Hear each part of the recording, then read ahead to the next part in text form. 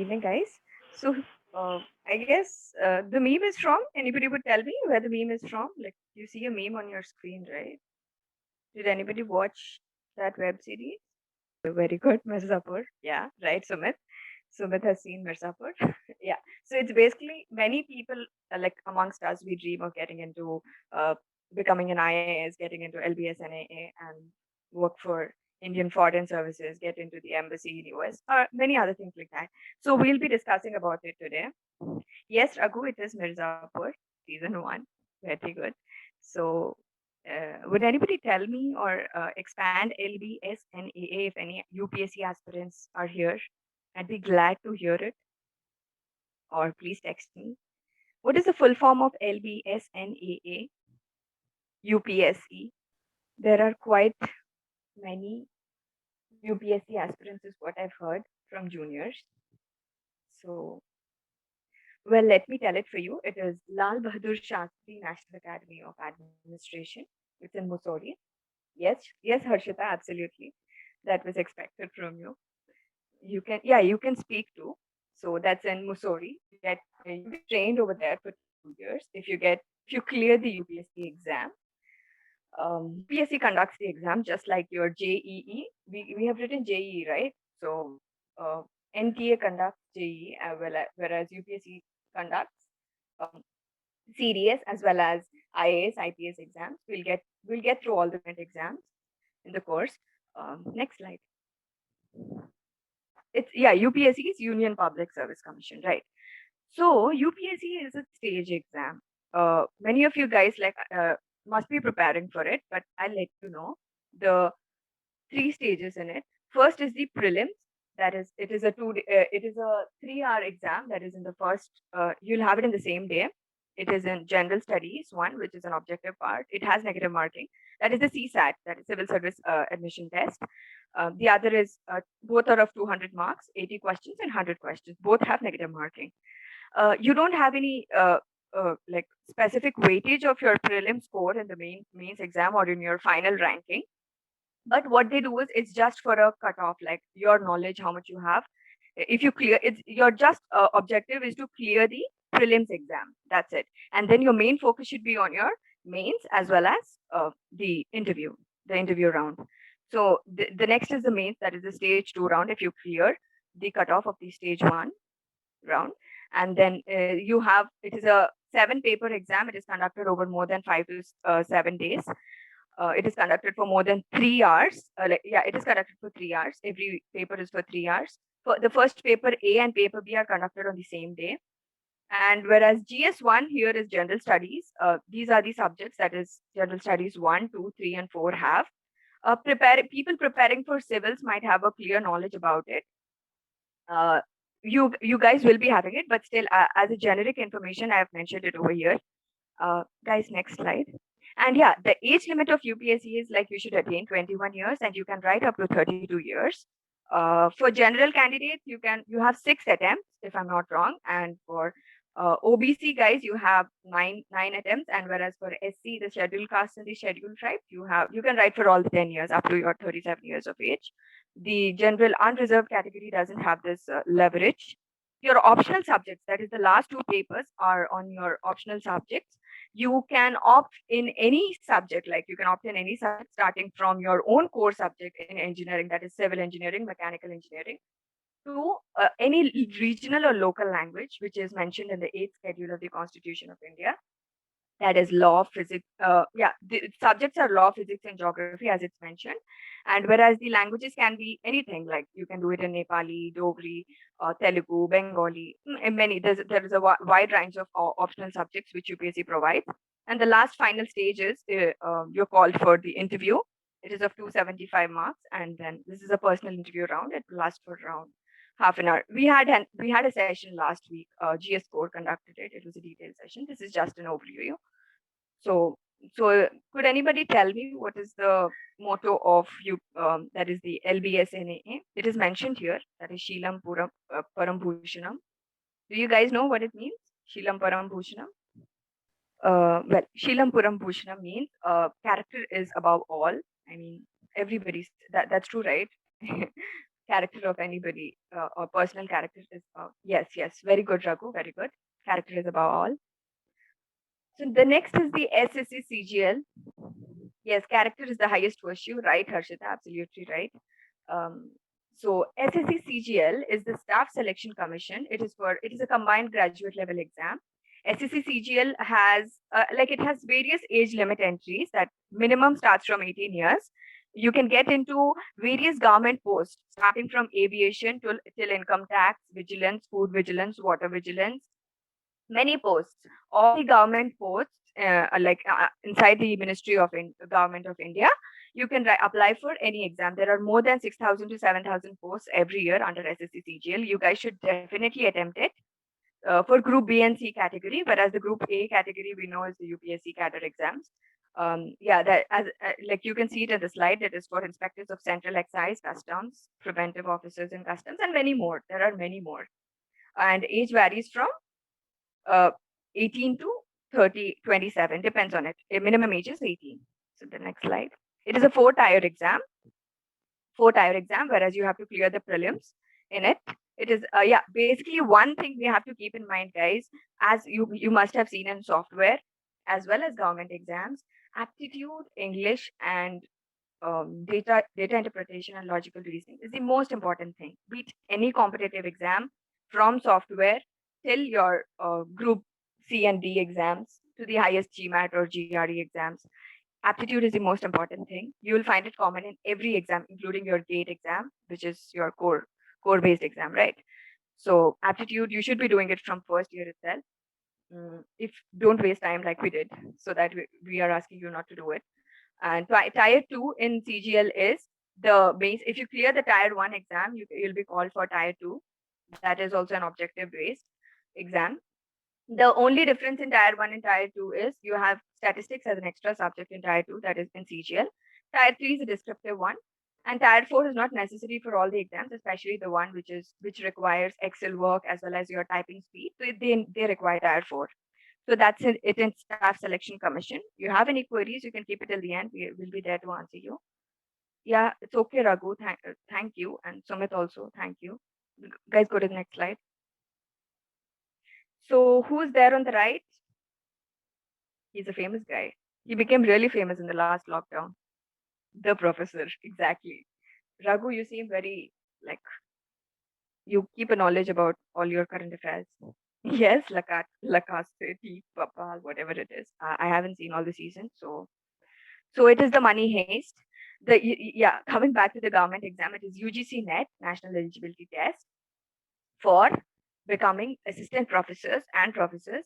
You can attempt it after you attain 25 years. That is, you can write it after 2 to 3 years after your graduation is done. You have to. I didn't mention the other one, that is CSIR NET. We didn't mention it in the slide. There is UGC NET as well as CSIR NET. That is only for science stream. UGC NET can be written by anyone, like BCom, and guys, this government exam zone can be written by anybody. Like SSC CGL, there's no restriction that only engineering guys should be writing this or not. You can even tell your BCom, BBA friends like what all knowledge you have gained today. You can tell it to everybody you know who can attempt it in their last years of their graduation, undergraduation is what I mean. The age limit of UGC NET is like there's no age limit for it, whereas the starting is like around 25 to 26. You can get into IITs or NITs for becoming assistant professors, right? And you can even do research in it, that is JRF, Junior Research Fellowship. The next slide.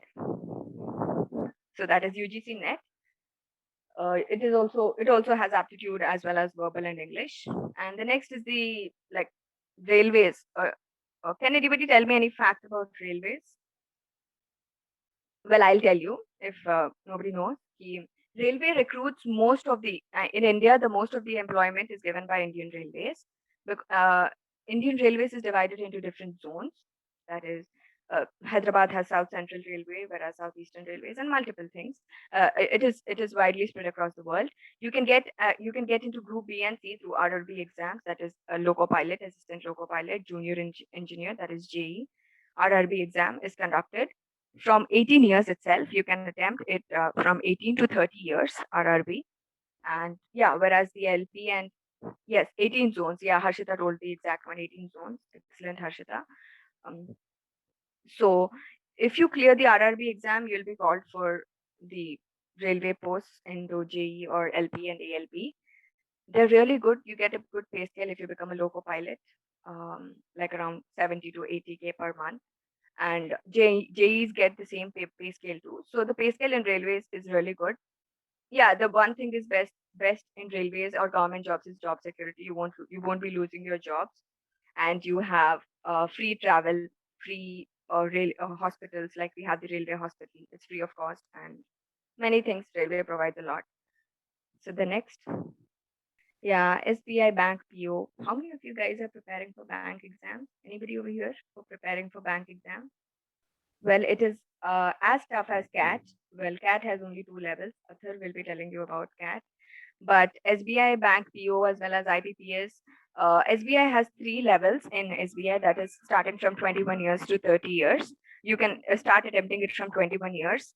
And you have, it is a 3 round exam. Prelims, you have to clear prelims, and the next is mains. And whereas even mains, in mains, there are two sections, that is the objective based and the descriptive based. So it gets tougher, like with level along with level. And the next is the interview.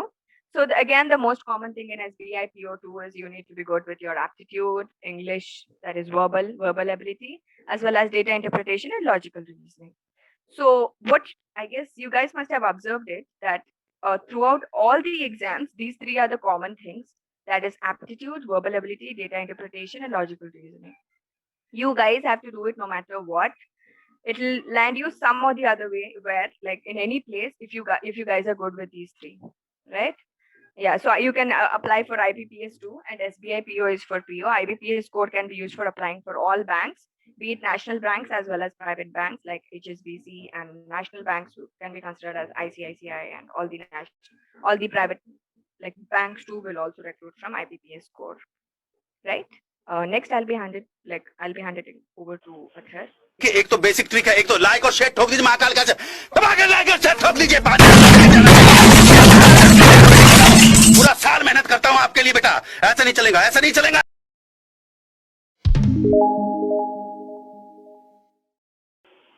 It's only 30 minutes since we started the session. So, okay, good. So, what every man dreams of is to get into the armed forces of the nation and be respectable. What is the best thing you like about armed forces? Can anybody give me some points? Like, what do you see when you see an army officer or somebody in the uniform? What do you feel? Respect, yeah, so that's correct. uh, Respect. Everybody sees goosebumps, respect or something. So why not be one? Why can't you be one? If you have respect for somebody else, why can't you become an army officer and gain that respect? So I'll be talking about ways to get into it and why you should get into it. So you can. Okay. So can anybody tell me who the man on the right is? All defense aspirants know him. Like all of them know him. Maybe Gaurav, yes. Yeah, okay. So I'm very surprised to see people knowing him. That is Major Gaurav Chaudhary. He's of the unit of President Bodyguard, and he's the ADC to the President of India, who is Dr. Ramnath Kovind. Okay. So how to get into an armed forces? On the left, you can see what steps or procedures are there to get into army. So I'm only talking about the officer levels, like the grade one, the gazetted officer level. So first there is a written exam, or sometimes there is no exam at all. Then there is an interview. So it's not like your normal interview where you go and sit for 2 hours and come back. It's a proper 5 day interview where they test you on your psychology, your physical fitness, your mental strength, your speaking skills. There are actually 19 points on which they test you. Um, After 5 days of rigorous testing, they then select you or reject you based on their needs. Then there is a proper medical test, which is also around 5 days, and then there's a merit list. If you get into the merit list, you are called for training in the academies. So, anybody who knows any academies, what are the academies in India like for armed forces? One, give me two academies. OTS Chennai, okay, ठीक है. NDA, INA, OTA, ठीक है. Sundaram is very excited about armed forces. Okay, ठीक है. So the people have a general idea about what academy is there. Indian Coast Guard is also there, but I'm not mentioning Indian Coast Guard because I'm just taking over the defense services. ठीक है, next. So these are the entries which you would go like aim or opt for if you want to join the armed forces. I have written 10 plus 2 entries for the first years because the age limit for the first year is 19 and a half years. So some people who are in first year as well as second year can apply for these entries, which is NDA and technical entry, which is conducted by UPSC. And most of us are who are applying are from graduation side because we complete our graduation, then we'll apply for other entries. So the main would be your CDS, which is common to all three, that is Army, Navy, and Air Force. And these are all gender neutral entries where some posts are reserved for men and some for women. So it's no distinction between the only men can apply or women cannot, or only women can apply and men cannot. So, and there is a general idea about what are the entries there. And we'll share you the slides so that you can refer to it and go. G minor ਹੰਬੋ truck ਵਿੱਚ ਗੇੜੀ ਸੁੱਟੀ Hollywood ਹੀ ਦੇਸੀ ਮੁੰਡਿਆਂ ਦੇ ਸੋਹਣੇ Bollywood music ਦੀ ਵੇਵਾ ਨਾ ਭਾਲਦੇ ਕੋਫੇ ਵਗਾਉਣਾ ਵੀ ਆਉਂਦਾ ਤੇ ਲਿਰਿਕਸ ਹੈ ਚੰਗੇ ਜਿਹੜੇ ਚੱਲਦੇ ਸੀ ਕਿਸੇ ਤੋਂ ਨਾ ਠੱਲਦੇ ਸੀ ਉਹਨਾਂ ਦਾ ਬਣਾਉਂਦੇ ਆ ਕਲਾਉਨ ਮੁੰਡੇ ਬਰਾਉਨ ਮੁੰਡੇ ਆਉ ਦੇਸੀ ਜੇ ਗੀਤਾ ਟਰੈਪ ਜੀ ਬੀਟਾ ਸਿਰ ਕੱਢ ਕੱਢ ਦੇ ਸਪੀਕਰਾਂ 'ਚ ਵੱਜਦੇ ਬਰਾਉਨ ਮੁੰਡੇ ਬਰਾਉਨ ਮੁੰਡੇ Now if you want to join the armed forces, you must be knowing about ISRO, DRDO, things that make weapons, rockets, and all. So how do you get into them? That's my main question. Like, how do you get into ISRO? You've heard the DRDO has developed this, or ISRO has reached the Mars or Moon, something like that. So you get into all these public sectors by GATE, GATE, that is Graduate Aptitude Test in Engineering, which is common, which is not common to everyone, which is different for everyone. All branches can apply, and it has a different paper for all the branches. And the key points would be unlimited attempts. You can also use this GATE score to get into masters in technology. You're doing BTech right now, so if you want to do masters in your field, you go to MTech. MTech colleges you would aim for at like IIT Bombay, IISc Bangalore. These are the top tier colleges. So if you want to continue your technical education, you can just go for an MTech in any government college, and then you can apply for jobs in public sector units using GATE score only. Next slide. So course syllabus varies from branch to branch, and mathematics, engineering, mathematics, and general aptitude is common for all branches. So general aptitude is basic maths, logical reasoning, English, and all. And engineering mathematics is what you guys studied in the first year. So these are all the on the right you can see benefits of the GATE score. That is all the Mini Ratna, Navratna, and Maharatna companies. So these are all public sector units and under Government of India or collaborating with Government of India. So these are all your semi-government jobs, and you can get into them also using GATE score. And GATE score is valid for 3 years. So if you attempt it now, you can get into some company 3 years later also. Okay, next slide. Okay, here's the fun part now. I'll give you a challenge. Tell me who all three are. First, tell me who the man on the left is. On the left, Harsha Bhogle. Oh, correct. Okay. And the middle one. Who's the middle one? He's very famous. Okay, I'll give you a hint. Finance sector. Finance.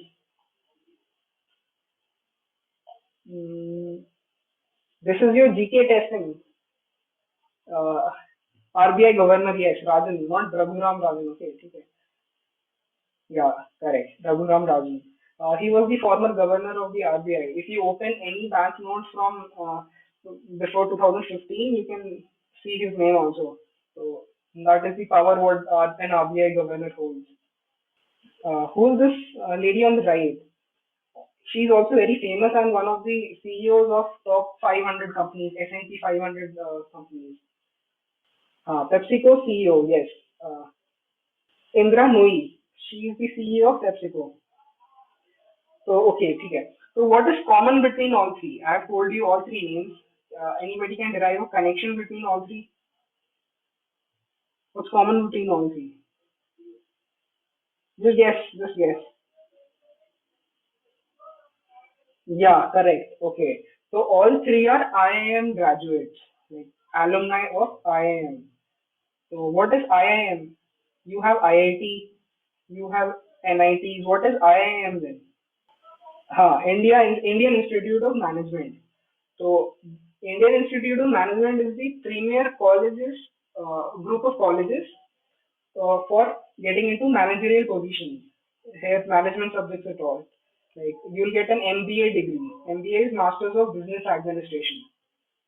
So, just like you have IITs, which are the top technical institutions, you have MBA, which is the IIMs, which are the top management institutions. So, how do you get into that? The picture on the right is from a college in India, which is IIM Ahmedabad. So you see the beautiful campus over there. And to get into such a great college, you would need to work hard. So that for getting into them, you have to write the common admission test. So you have to write the common admission test for that. So key points would be there are unlimited attempts. You can attempt it anytime, and your starting average salary would be like 20 lakhs per year. So that is pretty high, and you will get into directly into managerial levels. Like if you want to become CEO or something, so this is your only shot in that. So, okay, next slide. Uh, Now I'm specifically focusing on CAT because it has three sections. So CAT has three sections, which is quantitative aptitude, your basic mathematics. Then there is logical reasoning and data interpretation. These two count in one section, LR and DI. So this is about how logically you think and how can you interpret data from a set of given information. And then there is your verbal and comprehension skills. That is your basically English. So these three sections are common to all exams. Now I have put the indirect benefits of CAT on the right side. All the exams we mentioned before will help you. Now, if you write CAT and prepare for CAT, you can write all the exams we mentioned before.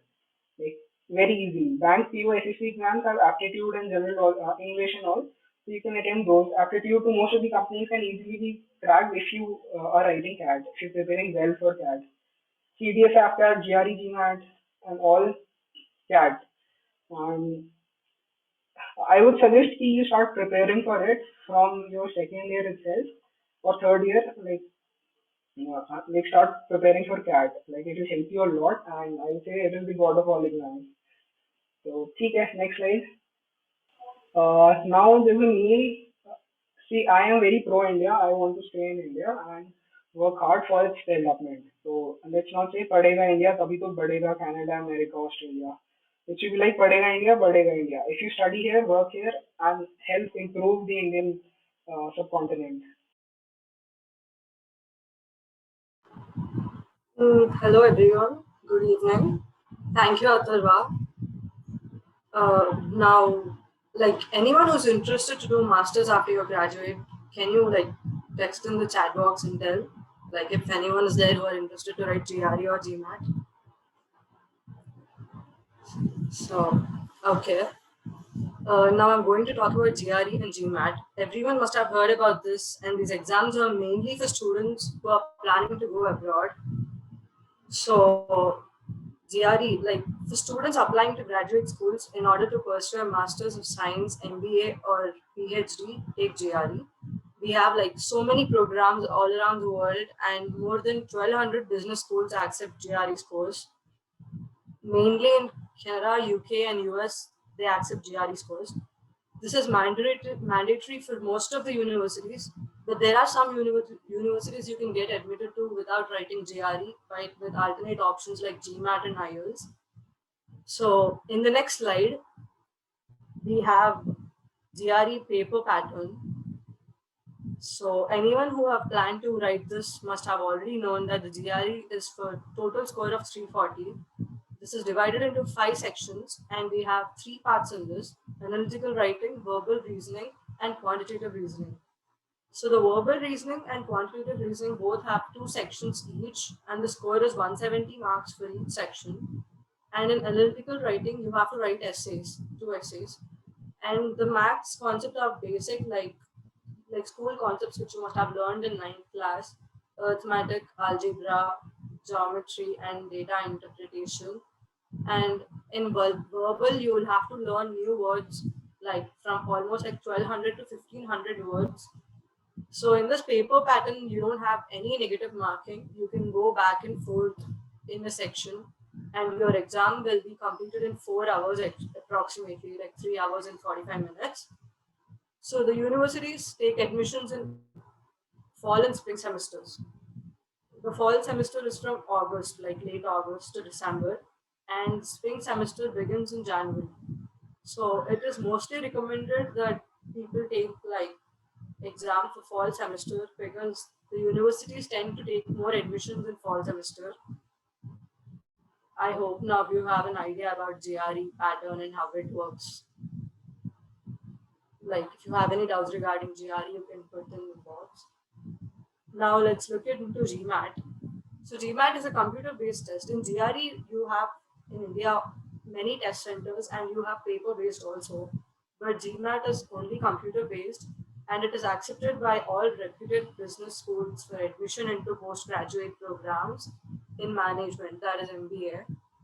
The total duration of this exam is 3 hours and 30 minutes.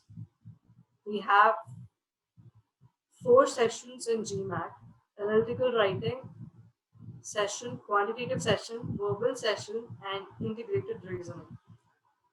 So you can write this exam 5 times a year, like 31 days gap you have to give or something. You have to write 1 question at a time, and the difficulty of next question is decided as per the accuracy of your previous answer. So this exam is not only for people who want to go abroad. This exam is accepted in India too. Like more than 90 management schools accept this GMAT. And both GRE and GMAT scores are valid for 5 years if you write it once. Thank you. Does anybody have any doubts, or is it like nobody planning to write GRE or GMAT? Okay, I don't think anybody has doubts. Can we move on to the next slide? Yes. Pavan, can you click that and show like the list of all government exams? Like these have exams that Atharva, Amini, Akriti have explained too.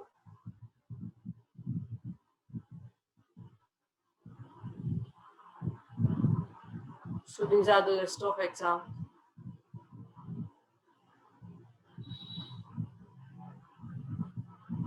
So we have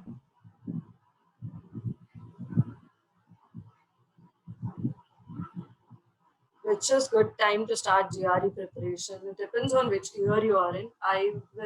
You can complete your GRE exam before your minor project starts, before your 4th year starts, and keep it. So by the time your graduation ends, you will have a seat.